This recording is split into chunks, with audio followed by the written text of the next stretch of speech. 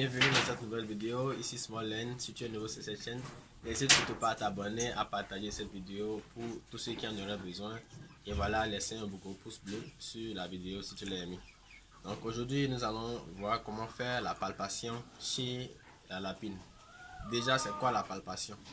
La palpation, c'est une opération qui consiste à vérifier au niveau de l'abdomen de la femelle si elle est gestante. Donc on va vérifier s'il y a des embryons effectivement en développement dans l'abdomen de la femelle. Donc pour ceci, on le fait généralement au 14e jour. Déjà, pourquoi le 14e jour? Parce que à ce stade, en fait, les embryons sont déjà assez gros et pour pouvoir être touchés avec la main. Maintenant, pour les professionnels, pour ceux qui sont dans le domaine depuis beaucoup d'années, on le fait à 8 jours ou à 9 jours après l'accouplement. Donc pour les débutants, je vous conseille vraiment de le faire au 14e jour. Parce que si vous les essayez au 8e jour, vous allez croire qu'il n'y a pas d'embryon en développement alors qu'il y a vraiment d'embryon en développement. Donc là, comment faire la palpation?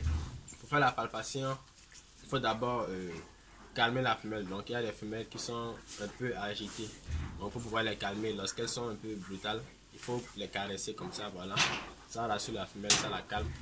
Et si elle est vraiment très agitée, essayez de la caresser là, derrière la nuque. C'est une partie qui est sensible pour les lapins.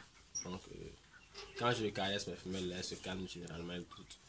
Donc là, ce qu'on va faire en fait, c'est soulever l'arrière-train de la femelle comme ça. Si vous êtes droitier, avec la main gauche, comme ça. Là, on va utiliser les deux doigts là, le pouce et l'index. On va utiliser ça pour pouvoir chercher l'embryon sous la femelle. Donc, il faut que vous alliez vraiment en profondeur sans trop appuyer sur les embryons. Parce que si vous appuyez sur les embryons, vous risquez vraiment de créer un avortement. Donc, ça se rencontre souvent dans les élevages ou chez les éleveurs débutants qui exercent une forte pression sous la femelle. Donc, souvent, elles avortent et elles perdent la portée. Donc là, quand vous fouillez, en fait, vous allez sentir deux différentes choses. Donc la première possibilité, c'est que vous allez sentir les crottes. Comment vous allez reconnaître ces crottes plutôt? Donc, ces crottes sont assez dures au toucher. Donc quand vous touchez, en fait, elles sont assez dures et elles se suivent. Donc elles sont, vu que elles sont dans le tube, dans l'intestin grêle plutôt, elles se suivent. Donc elles sont assez dures et ne sont pas assez mobiles.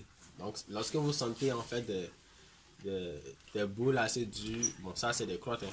Mais lorsque vous sentez des boules qui sont sensibles au toucher, qui se déplacent rapidement lorsqu'on touche ces boules là, vous êtes sûr là en fait que c'est les embryons. Donc quand on touche, c'est doux au toucher, ça échappe vite de la main. Donc ça c'est les embryons. Et lorsque vous sentez en fait que la femelle a les embryons en développement, là on peut affirmer que cette femelle est gestante. Et ce qu'on va faire tout simplement, c'est remettre la femelle dans sa cage et attendre 14 jours supplémentaires, soit 28 jours, plus 2 jours, ce qui a fait 30 jours pour la mise bas. Donc 30 jours après l'accouplement, nous avons la mise bas. Donc déjà, voici tout pour ce petit tuto.